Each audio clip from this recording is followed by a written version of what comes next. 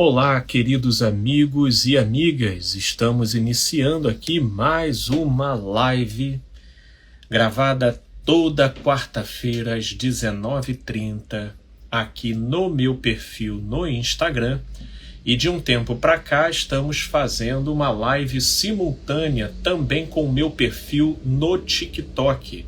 Nós estaremos falando, do tema espiritualidade, o melhor remédio para ansiedade e depressão.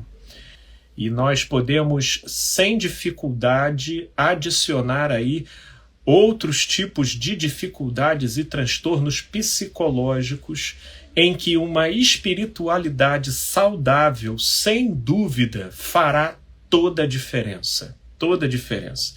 Então, quero deixá-los muito à vontade. Eu tenho, inclusive, um repertório inicial aqui para a gente começar refletindo, conversando, mas gostaria de deixá-los muito à vontade para trazerem dúvidas, questões, e eu vou procurar estar interagindo aqui com os comentários, obviamente, tá, gente? Eu vou dar preferência para ler e conversar naqueles comentários que se fizerem pertinentes com o nosso tema dessa noite, ok? Não fazendo parte do nosso tema ou até trazendo outros tipos de coisas, eu não estarei lendo hoje. Ou posso até dizer, a gente quem sabe marca uma outra live, uma outra quarta-feira para trazer aqui e conversar a respeito, até porque eu aceito sugestões para a gente conversar, ok? Espiritualidade, o melhor remédio para ansiedade e depressão. Se eu bem me lembre, e quem acompanha o meu trabalho, eu já devo ter feito uma live com o tema próximo a esse que nós vamos conversar hoje. A gente está sempre procurando fazer associações e ligações entre o Evangelho de Cristo Jesus, a psicologia e uma reflexão filosófica acerca dos mais variados dilemas e questões da vida. Veja, já temos aqui a Jaqueline que traz a seguinte fala: paz do Senhor, a ansiedade dói na alma.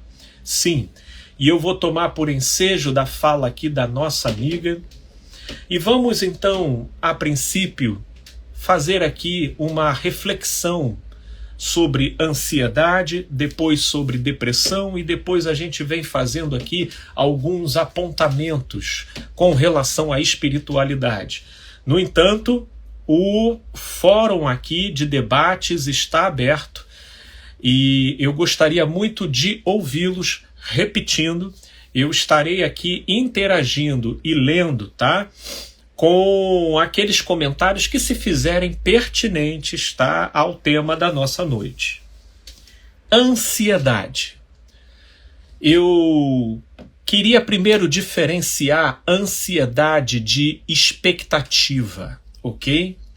Expectativa é uma expectação, tá, natural, relativo a todo aquele contexto em que você se depara com algo importante, de relevância, e que pode trazer alguma mudança consistente para o panorama de vida. O simples fato, às vezes, de se lidar com o desconhecido, com um caminho novo, justamente por não depreendermos de todas as variáveis que estão em jogo, isso pode desencadear uma expectativa. A expectativa, ela é caracterizada por um certo nível de tensão, ok? Ela gera um certo nível de tensão, porque mediante a proximidade de um dado evento, é natural, ok? Naquilo em que a gente visualiza a importância e as possíveis implicações daquele evento, que a gente então seja acometido por uma expectativa, ok?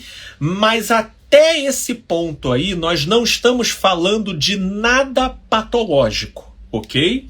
Nós estamos falando de um processo natural e que tem a ver com o funcionamento natural das nossas engrenagens psíquicas e emocionais. Para entrarmos na casa da ansiedade, na ansiedade eu poderia dizer que a ansiedade é o adoecimento da expectativa, ok? É o adoecimento da expectativa. A ansiedade, ela vai criar uma profusão de imaginação cuja sensação e pensamentos tendenciosamente estarão sempre produzindo os piores cenários possíveis.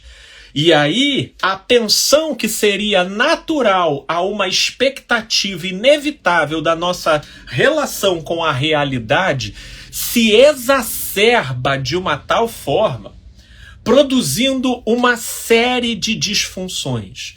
Desde um travamento, desde uma paralisia, desde um ataque de pânico, até mesmo um lapso de memória ou diversas outras coisas referente a essa hiperintensificação da tensão oriunda da expectativa, mas que pela ansiedade a coisa é catapultada para um nível extremamente exagerado e, portanto, perturbador e disfuncional.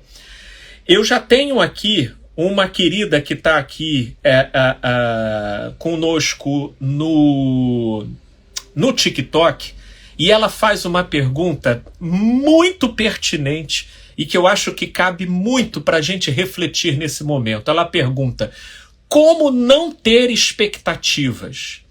Aí é que tá, querida. Eu não saberia estar lendo aqui o seu nome correto, então para eu não errar, mas você que escreveu a pergunta, você sabe que é com você que eu estou falando. Como não ter expectativas? Aí é que tá, querida. Jamais abrace a ideia, tá? Ou a utopia de não ter expectativas. Porque fazendo essa distinção entre ansiedade e expectativa, tá? Ele é o panorama de tensão natural do nosso funcionamento psicológico.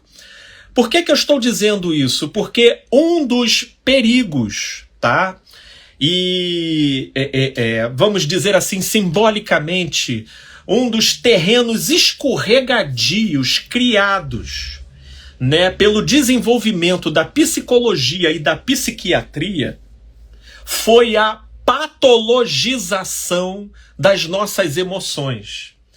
De modo que, como elas começaram a receber nomenclaturas associadas à doença, agora qualquer resfriado é tratado como pneumonia, você entendeu? Ou qualquer desconforto é tratado como um tumor, né? Mas, na verdade, a gente precisa criar uma devida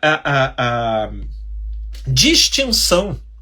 E creiam-me, isso faz toda a diferença, a fim de que a gente saiba dar nome aos bois daquilo que a gente sente e do que acontece dentro da gente. Porque uma das razões tanto da ansiedade quanto da depressão e outros transtornos psicológicos se avolumarem dentro da gente é porque a gente, não sabendo lidar, a gente começa a apelidar aquilo de uma coisa pior do que aquilo representa, e nesse tipo de terrorismo psicológico a gente acaba tentando apagar uma fogueira com gasolina.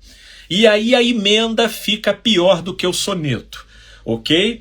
Então, até para iniciar, né, um bom olhar para a gente conseguir lidar com a ansiedade e a depressão, isso passa necessariamente pela necessidade de sabermos nomear corretamente sentimentos e dinâmicas dentro da gente e, a partir disso, criar as devidas ou exigências ou conformações dentro da gente.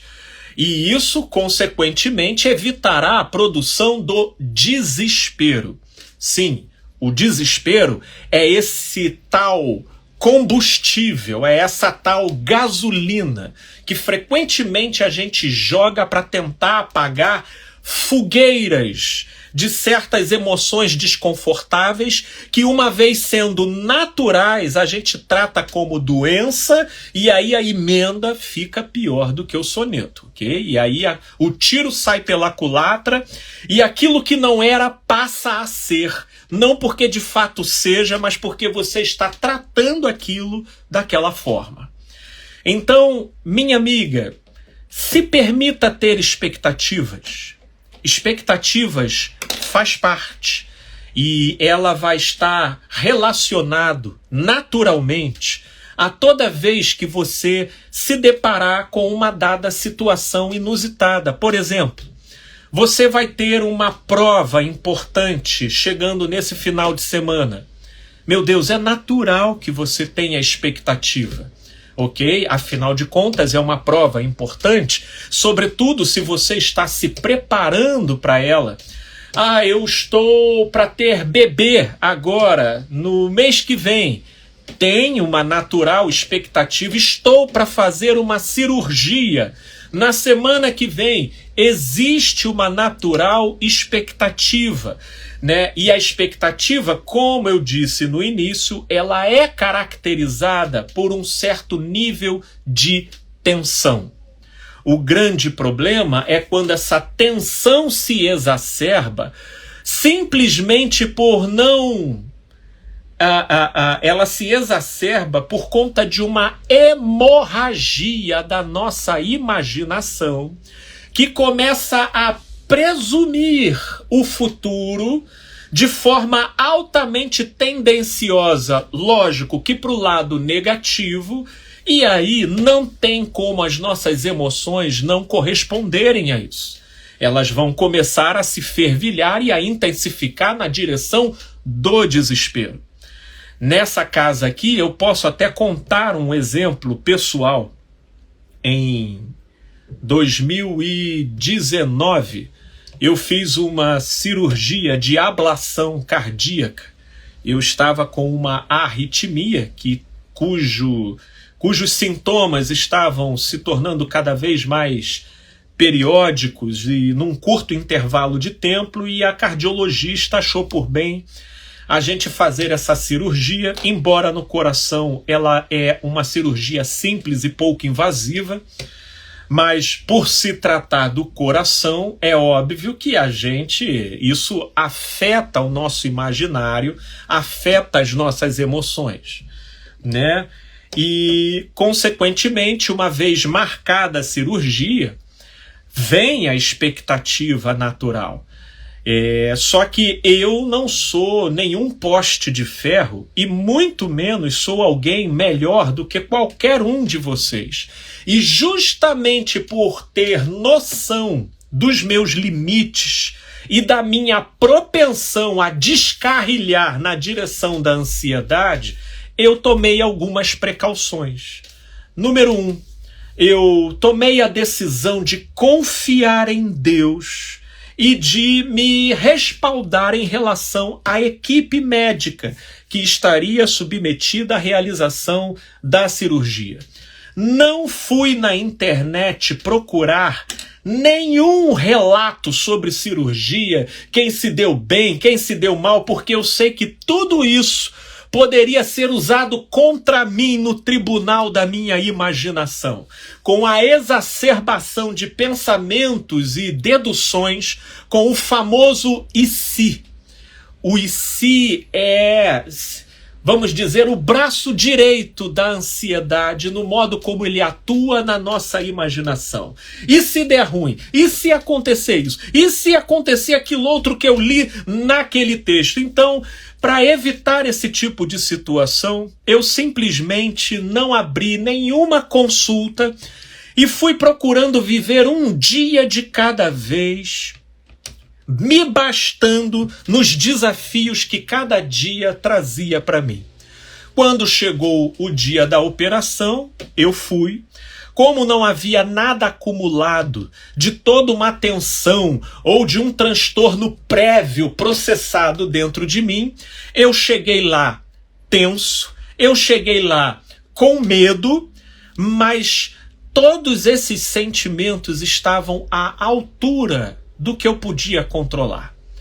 E isso, inclusive, me possibilitou, né, apesar desses sentimentos, uma leveza, que eu fiquei naturalmente conversando lá no quarto com a minha esposa e com as enfermeiras que entravam, de modo que uma delas me perguntou: Felipe, você não está com medo, não? Eu falei: tô. Ela: mas não parece. Eu falei assim: é porque o medo está aqui, ele só não está me controlando. Entende? Porque, queridos e queridas, não tem como você pressupor que o medo não te visite, ou que um certo nível de tensão não esteja presente. E eu aqui conversando com vocês, nem de longe quero produzir a expectativa de criar um caminho onde você, nessa vida aqui, vai atingir o nirvana, e mesmo com a melhor espiritualidade, na hora do risco que você vai sentir vai ser prazer e não tensão. Não, eu não estou aqui vendendo uma proposta para a esquizofrenia. Nós estamos aqui propondo um caminho real, palpável, o menos utópico possível, de modo que possamos lidar de maneira madura com os nossos sentimentos, aprendendo a discernir a linha fronteiriça entre o que seja natural e o patológico.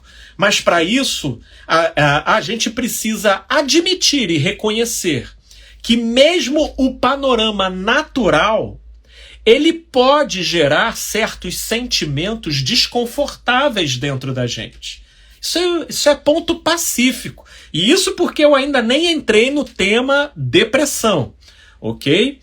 Então, tem uma querida aqui que coloca: falando em ansiedade, estou até bebendo um clonazepam agora, depois desse relatório. Eita, querida, meu Deus do céu.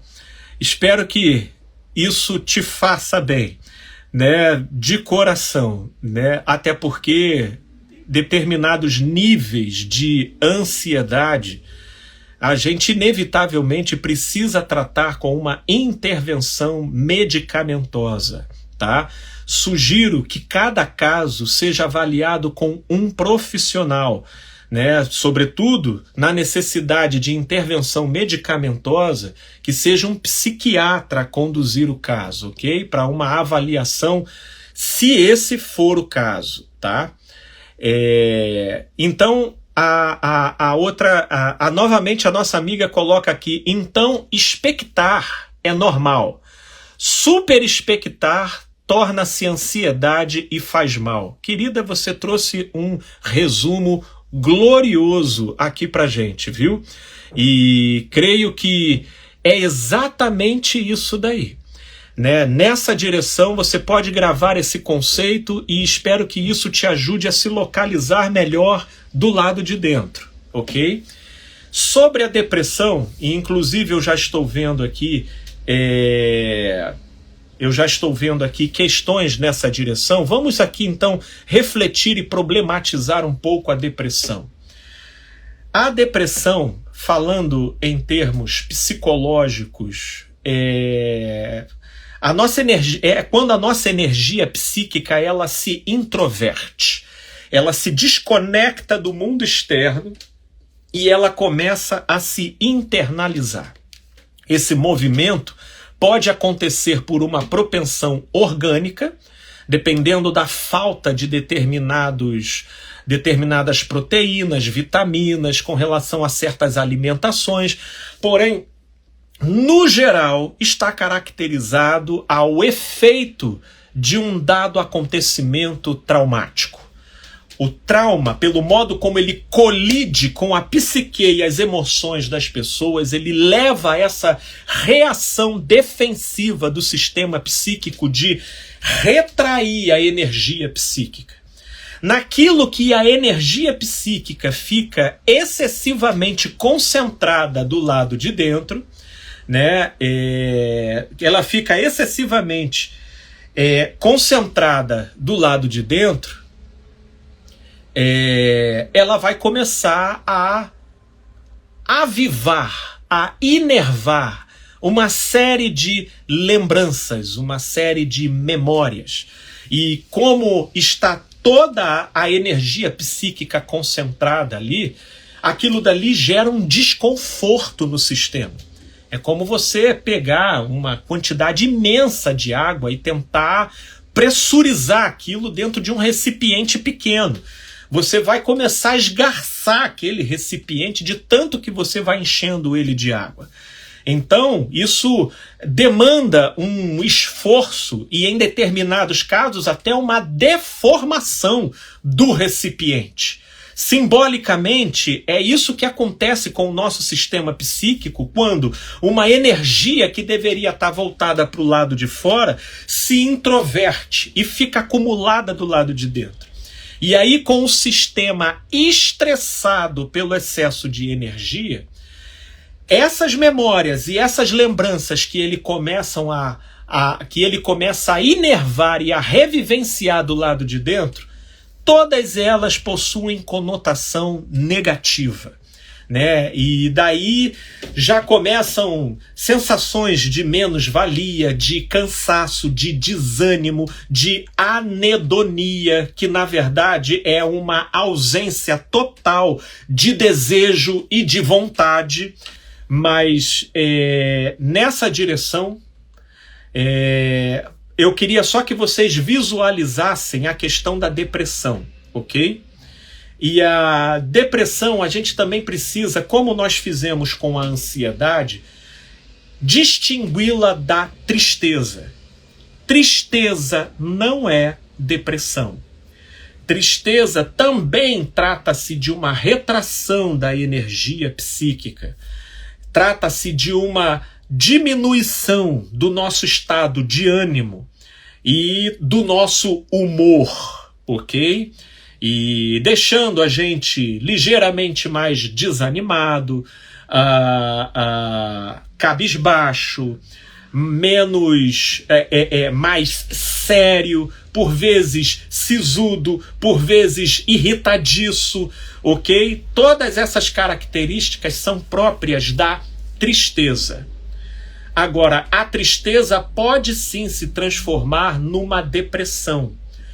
Como e quando isso acontece?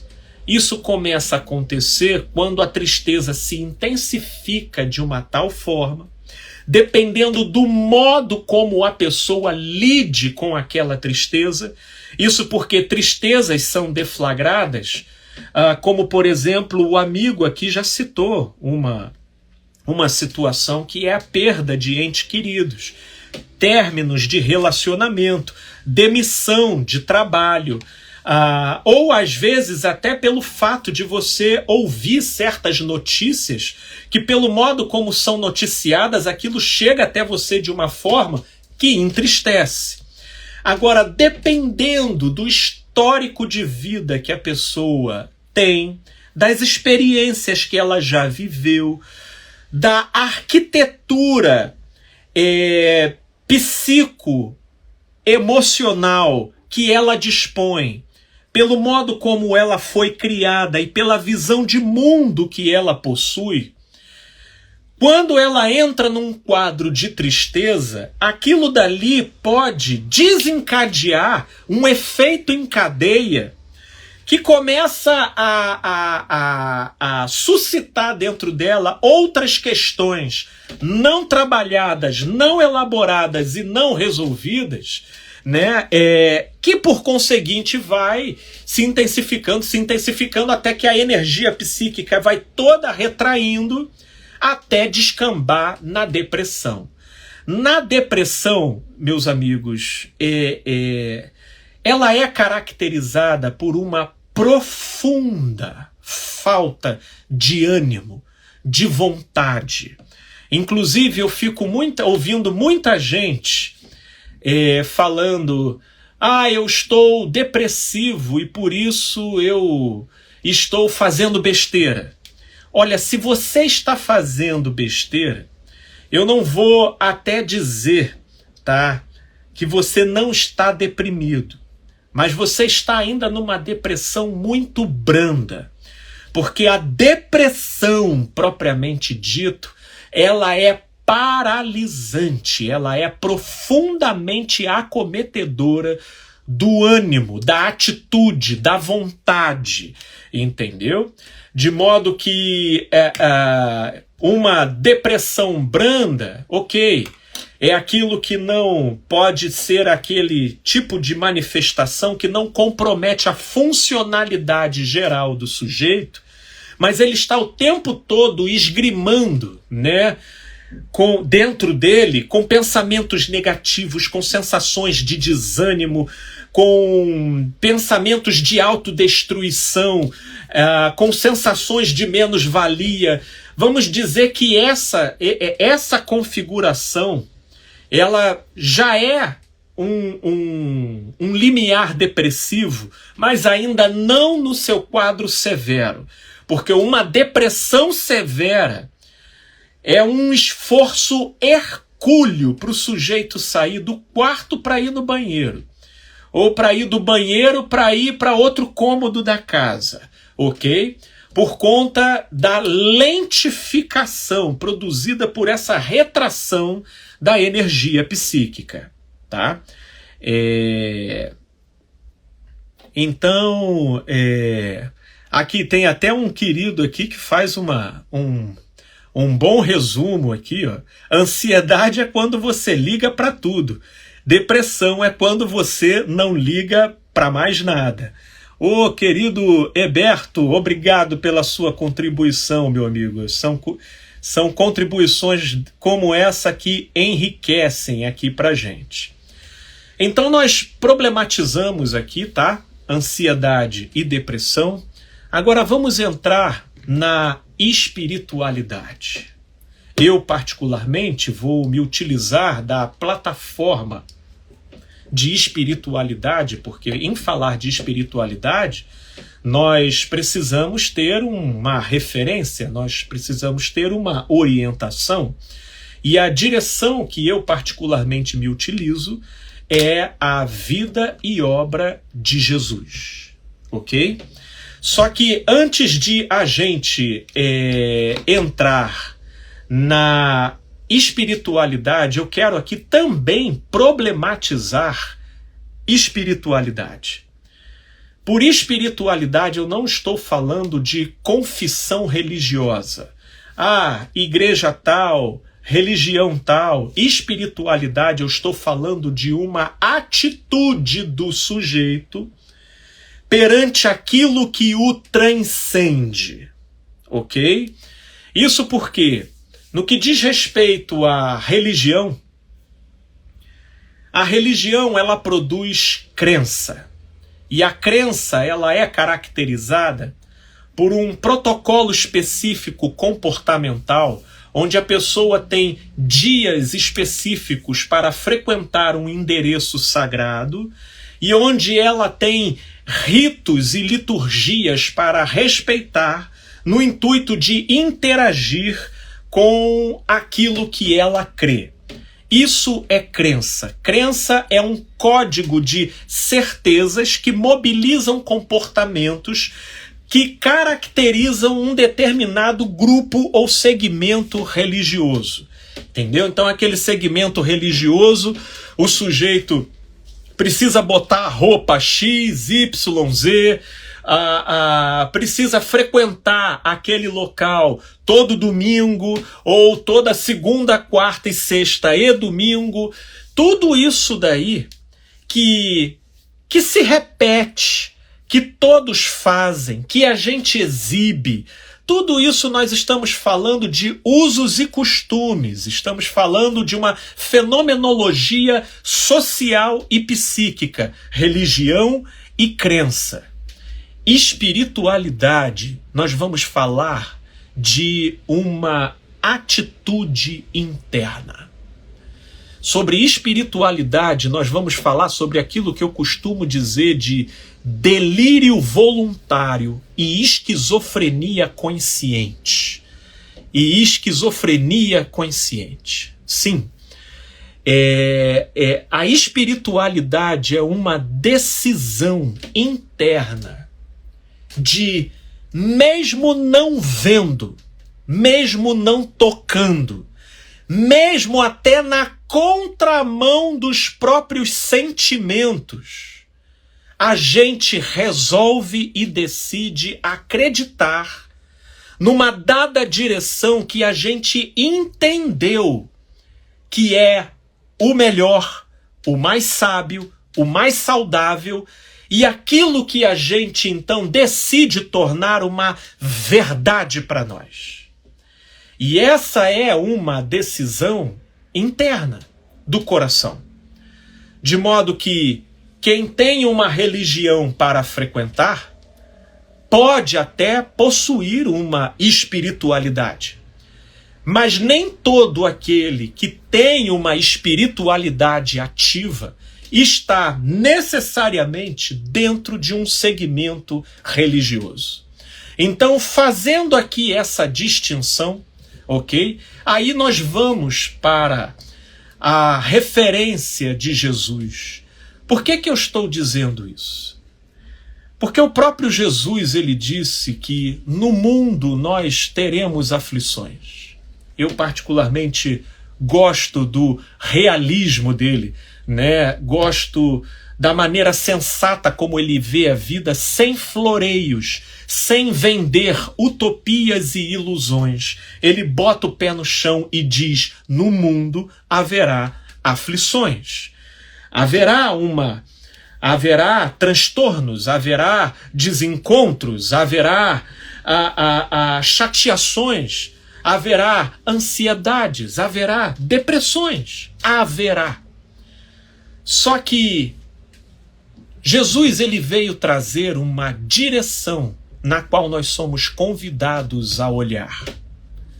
E em Jesus eu aprendo que o grande perigo desencaminhador do ser não são as aflições, não são as tristezas, não são as possibilidades do luto, da ansiedade, da depressão, do medo, da culpa ou da manifestação desse caleidoscópio de sentimentos que a nossa alma pode produzir. Em Jesus eu entendo que o maior inimigo do ser é o desespero, ok? É o desespero.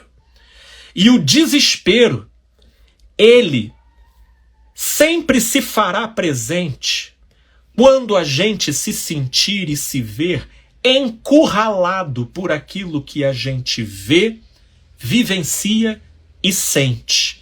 E não encontrando alternativas e não vendo possibilidades, o nosso sistema entra em ebulição. E esse é o desespero, que joga lenha na fogueira de qualquer desconforto que a gente esteja sentindo. Boa parte das pessoas tentam equacionar e se distanciar da possibilidade do desespero pela via do aconchego com pessoas amadas e queridas, ou pela via da solidariedade do olhar das pessoas. Muitas vezes isso é possível. Faz toda a diferença a gente ter quem nos acolha, a gente ter quem nos compreenda. Faz toda a diferença a gente estar inserido dentro de um grupo que nos acolhe, que ora por nós, que tenta nos ajudar, que empresta os ouvidos, que empresta os ombros, que falam palavras de ânimo. Tudo isso é muito bom. Mas tem vezes que nem isso a gente tem. E tem certas vivências e sentimentos que nem esse tipo de retorno consegue alcançar e, de uma certa forma, tocar e aquietar aquilo que queima dentro da gente. Inclusive, eu estava aqui lendo, teve uma moça aqui que colocou: estou arrancando a pele dos lábios. Ela colocou aqui: estou arrancando a pele dos lábios. Esse tipo de comportamento ele está atrelado à ansiedade. A ansiedade gera um nível de tensão de um modo tal que, para o sistema não entrar em colapso, a gente tende instintivamente a produzir algum tipo de desconforto no corpo para poder se desfocar da agonia produzida pela ansiedade. Então, arrancar pele dos lábios, arrancar pele dos dedos, ou a tricotilomania, que é arrancar tufos de cabelo, e arrancando os cabelos, ou até os clássicos comportamentos que a gente vê de automutilação. Esses, então, classicamente caracterizados por uma tentativa inconsciente da pessoa de transferir para o corpo uma agonia que ela já não suporta mais na alma. Então, de fato, dependendo do tempo decorrido, né? Dependendo do tempo decorrido e da saturação que essas coisas vão gerando, né, dentro da gente, por vezes nem o acolhimento, nem as boas palavras, elas vão servindo para aquietar ou amenizar a intensidade daquilo que se sente. E é aí que entra uma espiritualidade, que inclusive se faz como medicina para todo aquele que se dispõe a crer. Porque Jesus ele disse uma coisa, e aqui eu chamo a atenção porque nela carrega a chave do que eu estou querendo aqui expressar. Ele disse, quem tiver fé, como que do tamanho de um grão de mostarda, direis a este monte, parte daqui para acolá, e ele assim o fará. Né? E no popular, a gente depois chega e diz que a fé remove montanhas. Depois que eu fui estudando, convivendo e observando as dinâmicas e os fenômenos da alma humana, eu percebi como que essa palavra ela tem um significado quase que literal em relação ao nosso mundo interior. E como que uma fé, diminuta que seja, tem o poder de revolucionar sentimentos e sensações dentro da gente. Não da noite para o dia, mas associado à perseverança da consciência em acreditar, em decidir crer nas proposições da graça e da manifestação do amor de Deus sobre nós, e estabelecendo a decisão de nisso crer, resistindo se entregar para qualquer sensação ou pensamento que te leve a descer ribanceira abaixo na direção das coisas mais negativas ou depreciativas possíveis. Esse exercício, inclusive, para as pessoas que eu converso, eu costumo chamar de crossfit da consciência.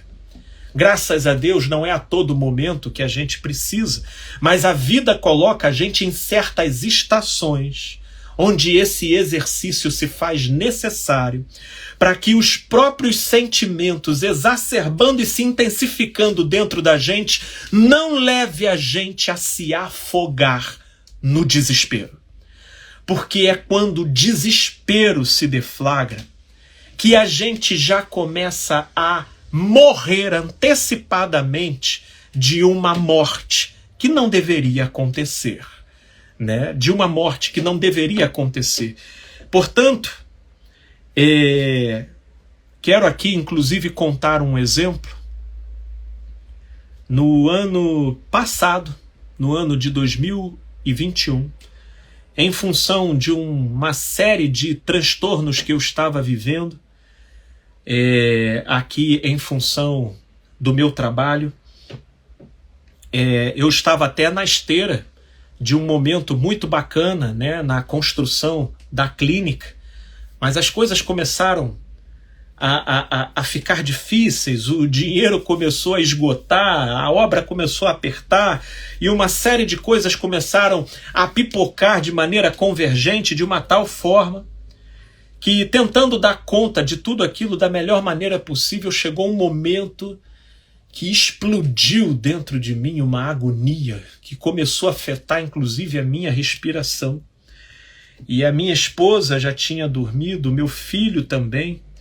Eu quase os acordei ali naquele momento para notificar que eu estava tendo um infarto.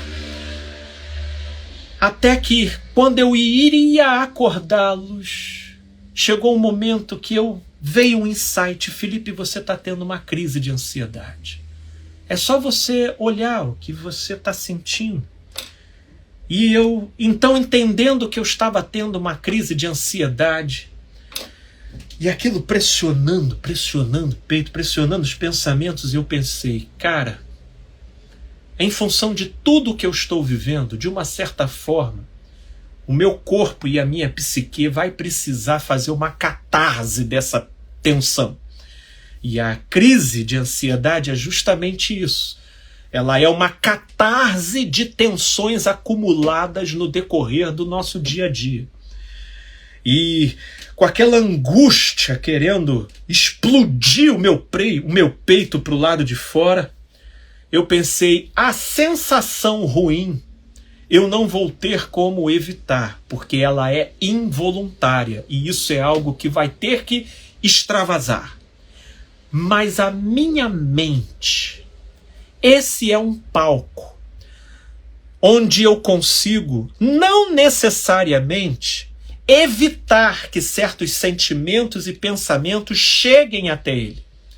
Mas é o palco onde eu posso não alimentar aquilo que eu veja que não seja vida e que, por conseguinte, eu posso passar a colocar aqui na minha mente aquilo que seja vida para mim. E daquele momento em diante eu passei a trazer à memória aquilo que me dava esperança. Obviamente que na contramão, como se eu estivesse numa canoa remando contra o fluxo de um rio raivoso, tentando me jogar cachoeira abaixo. Mas eu ia remando, enquanto as sensações estavam me trazendo os piores pensamentos e sentimentos possíveis. A minha consciência estava propositivamente trazendo à memória lembranças de como o Papai do Céu já tinha me ajudado aqui e acolá, de como a minha vida era cercada de graça e tudo, e de que ainda que eu perdesse tudo aquilo que estava acontecendo, não me faltaria coisa alguma. E nessa esgrima, aquela noite praticamente, eu só devo ter dormido 2 ou 3 horas no máximo. E isso por conta de lapsos de exaustão, de tanto pensar, né? De tanto pensar. Mas no dia seguinte, quando amanheceu e eu acordei, eu já fui acordando um pouco melhor, ainda trazendo à memória e procurando alimentar o pensamento e a minha mente daquilo que era vida, daquilo que é esperança. E as sensações no decorrer do dia começaram a acalmar, até que eu passo por uma crise de ansiedade ferrenha, graças a Deus, sem que aquilo ficasse tremendamente marcado por uma ojeriza horrorosa. De fato foi muito ruim, e nem de longe eu gostaria de passar por isso novamente. Mas eu digo para vocês que fez toda a diferença contrapor a hemorragia de sentimentos e pensamentos negativos em decorrência da crise de ansiedade, contrapor pensamentos e proposições de um olhar esperançoso na confiança do amor e do cuidado de Deus. Aquela noite me colocou nesse panorama que eu chamo do crossfit da consciência. E que inclusive me lembrou a palavra de Jesus quando lá no Evangelho de Lucas, no capítulo 21, ele diz: é na perseverança que vós ganhareis a vossa alma. Só que nós vivemos num mundo em que nós estamos muito cansados, que nós estamos muito atarefados, e em geral nós queremos que um remédio faça essa função, ou que um terapeuta faça essa função, ou que o nosso companheiro, ou que o nosso parceiro do nosso lado faça essa função. E de uma certa forma esses recursos existem. Tanto o remédio, quanto o terapeuta, quanto de repente uma boa companhia saudável que você tenha. Todos eles existem e têm a sua efetividade e o seu lugar. No entanto, a minha proposta aqui é trazer a reflexão acerca do benefício da espiritualidade, que é a disposição em fé da consciência, de se colocar na contramão do fluxo e da torrente de sentimentos e pensamentos catastróficos e negativos, de modo a não te levar a ser submerso por tais sentimentos e pensamentos e, portanto, pelo desespero. Que é isso que torna tudo infinitamente pior. É o que torna tudo infinitamente pior, te levando não só a atitudes precipitadas ou a sensações extremamente piores e mais acentuadas em relação ao que de fato você esteja vivendo, ou a comprometimentos, né, nas suas relações e no seu panorama de vida, né? Como fazer na perca de ente querido? Estou super depressivo. Meu amigo, deixa eu falar para você uma coisa. Você precisa dar espaço para o luto. Pelo modo como você está falando, vejo inclusive que o seu luto ele é recente. Psicologicamente, o primeiro ano depois da partida de um ente querido é o mais desafiador. Isso porque no curso dos dias você vai vivenciando todas aquelas datas que outrora você estava acostumado a vivenciar com a pessoa querida, mas agora sendo remetido à necessidade de refazer as suas memórias num novo panorama. Num novo panorama agora sem aquela pessoa querida, né? Sem aquela pessoa querida.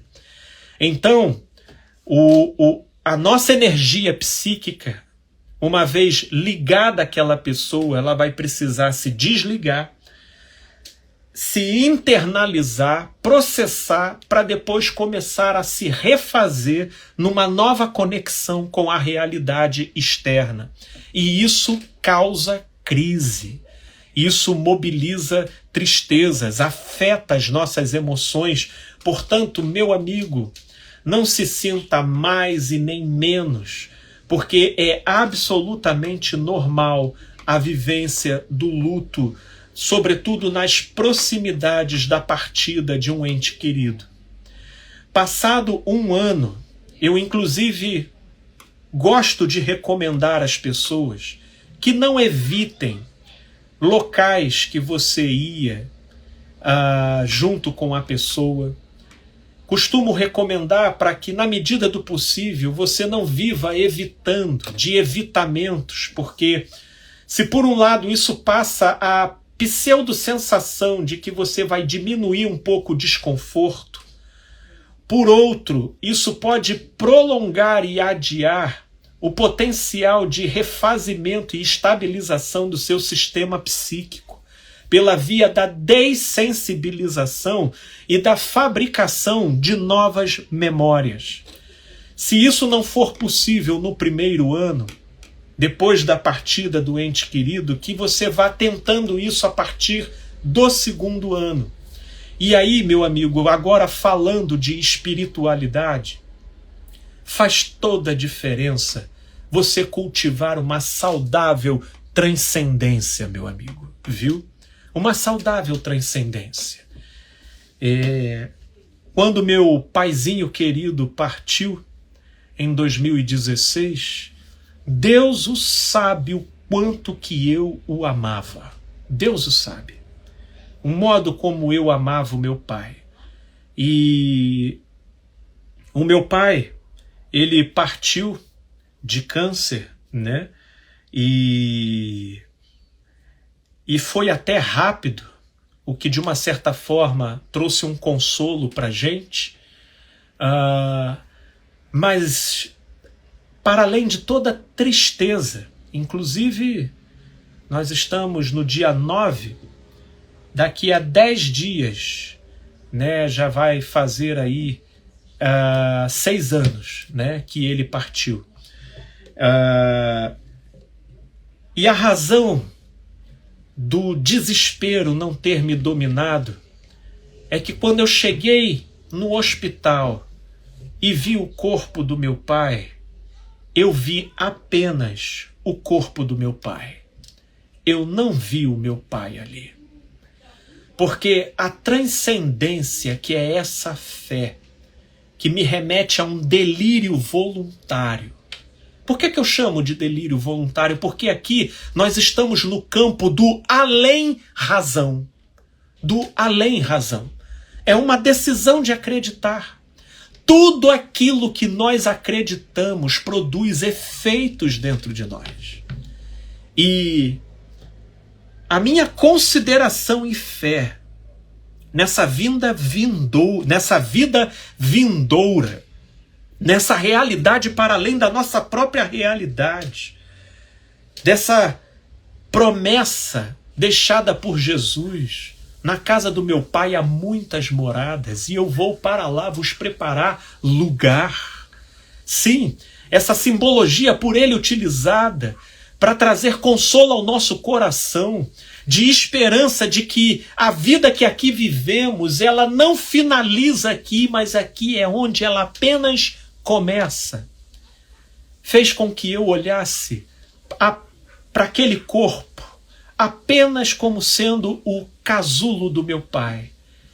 De modo que ali você já vivencia uma tristeza com um consolo embutido nela.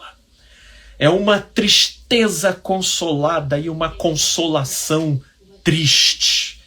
Sim, é nesse imbróglio e nessa ambivalência de sentimentos onde nós não somos poupados de nenhuma manifestação daquilo que a alma pode produzir, mas uma vez fazendo uso da fé numa saudável transcendência, nós vamos sendo cada vez menos dominados por aquilo que a gente sente. Portanto, meu amigo, se permitindo o seu processo de luto, sem se culpar e sem se rotular, ok? Como incapaz, incompetente ou insuficiente, dependendo da disfunção que isso estiver te produzindo, recomendo a procura de um profissional para poder te auxiliar, ok? Mas tolere esse momento, tolere essa etapa e, se possível, permeie ela, meu amigo, com uma espiritualidade saudável, com uma decisão de crer em verdades que, embora a gente não possa provar, embora a gente não possa ver, não possa tocar, uma vez que com elas a gente interaja com uma decisão de crer, elas vão produzindo efeitos terapêuticos sobre a nossa psique e sobre as nossas emoções. Portanto, meu amigo, espero que você seja introjetado com cargas de ânimo e de esperança. Tenho certeza que nesse período de luto isso não vai te deixar feliz. Pelo contrário, A tristeza ainda terá o seu próprio ciclo nesse luto. Mas com essa fé, você terá um mastro no qual se agarrar e não irá sucumbir ao vento e à chuva forte que esses sentimentos e essas sensações podem produzir. Ok? Então, meu amigo, deixando aqui, Deus continue te usando cotidianamente para trazer verdade aos ouvidos. Amém, querida, que assim seja. E aqui embaixo tem aqui a colocação novamente da nossa amiga aqui, a quem eu agradeço tanto a participação. Por que as pessoas que têm pessoas que os amam tanto, amigos e família, e caem na depressão? Pois é, minha amiga, porque na verdade, mesmo tendo amigos e pessoas que nos amam, o outro é sempre o outro. O outro é um ente à parte de nós. E por mais que sejamos psicologicamente seres sociais, e a sociabilidade e o encontro, eles trazem e agregam elementos para a nossa estabilidade de vida, isso vai até um determinado ponto, e não de maneira plena e completa. Porque existe um determinado patamar da nossa constituição anímica interna, que mesmo recebendo carinho, mesmo recebendo atenção, mesmo recebendo afetos positivos do outro, a gente pode encontrar um vazio, uma lacuna que não se preenche por esses elementos. Inclusive, por intermédio desse contexto, é por onde se formam depressões extremamente cabulosas e complexas. Por exemplo, você vê o caso dessas pessoas com alta popularidade. Elas conseguiram, na sua carreira, galgar um patamar de grande visibilidade e consideração. Elas possuem o mundo batendo palma para elas e dizendo: você é um espetáculo, você é um dom divino, você é o cara. Mas mesmo assim, a gente vira e mexe, tem notícias dessas pessoas se suicidando. E por quê? Porque toda essa afirmação positiva, por mais que isso cumpra uma certa sedução, sobretudo para aqueles que não possuem esse nível de afirmação, e aí por isso ficam carentes e acham que esse tipo de validação e afirmação das pessoas é o único modo de nos sentirmos plenos, confiantes e completos na vida, mas na verdade não é. Isso é pura ilusão. Porque a afirmação que advém do olhar do outro cumpre uma finalidade positiva até um certo ponto. Mas o anseio, a carência, tanto quanto as dinâmicas da nossa alma, elas estabelecem critérios e exigências que vão para muito além do que qualquer outra pessoa possa alcançar. E é justamente aí que eu creio na efetividade de uma espiritualidade saudável. Sim, inclusive recomendo a vocês, sabe, se vocês têm uma Bíblia em casa, pega aí, de Mateus, do Evangelho de Mateus até o Evangelho de João. Mas olha, não peçam para ninguém explicar nada para vocês. Não se utilizem de nenhuma Bíblia de estudo. Não parem para perguntar nada. Façam uma leitura ingênua. Deixe vocês serem levados pelas próprias impressões e significados de vocês. E dali você vai extraindo tudo aquilo que você veja ser estimulante, que você veja ser um direcionador de fé propositiva, de algo que te leve a transcender aquilo que a gente vê, o que a gente pode tocar e o que a gente experimenta de maneira objetiva nessa vida. E se você começar a se alimentar disso, repito, isso não dá conta de te poupar de todos os sentimentos que a nossa alma pode produzir. Medo, culpa, a tristeza, desânimo, enfim, todo esse caleidoscópio de sentimentos, mas certamente tendo para onde olhar, você terá uma probabilidade mínima de ser dominado por esses sentimentos, né? E aí vem, às vezes é até carência de alguma substância, de vitamina ou de outros hormônios. Isso é verdade. A Paty, creio que seja a Patrícia. Ou Patrícia, primeiramente, obrigado pela sua presença aqui, viu? E ela coloca aqui, ficam viciadas na dopamina em excesso e depois nada mais consegue suprir. Eu queria, inclusive, rapidamente trazer uma reflexão nessa fala primorosa que a Paty trouxe aqui para gente. O que é a dopamina? A dopamina é a química produzida pelo cérebro, o neurotransmissor responsável pelo alívio, pelo prazer, pelas boas sensações. E nós vivemos inseridos dentro de um contexto existencial com uma possibilidade imensa de estimulantes de dopamina na gente, sabe?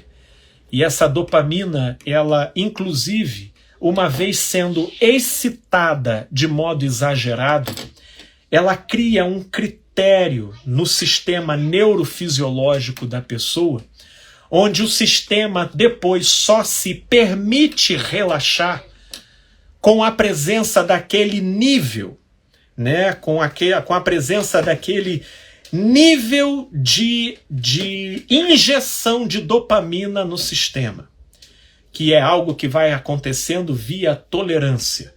Você toma, daqui a pouco o sistema está exigindo mais, e está exigindo mais, e está exigindo mais, e existe tanta gente viciada em se entregar aos mais diversos tipos de prazeres e de relaxamentos, que quando por algum momento elas se veem cerceadas desses prazeres que produzem um excesso de excitamento nelas, não é incomum elas vivenciarem uma depressão.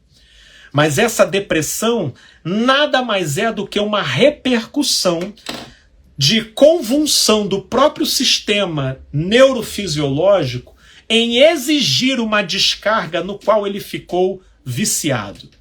Por exemplo, é o princípio da nicotina. Nicotina é uma química que ela é assimilada no metabolismo do organismo do sujeito e que quando ele para de tomar, a nicotina ela tem o poder de produzir um relaxamento e um excitamento prazeroso no sujeito que entra como mecanismo de compensação para os estresses e as tensões que ele vive no dia a dia. Mas, como é uma química alienígena ao próprio sistema, então ela vai criando tolerância na medida em que ela excita uma descarga de prazer anômala àquilo que é natural do próprio sistema produzir. Com o passar do tempo, o sistema fica viciado na introdução daquela química e, mesmo não tendo motivos, o próprio sistema cria um estresse para que o sujeito se sinta mobilizado a ir lá e pegar aquela química para introduzir no organismo.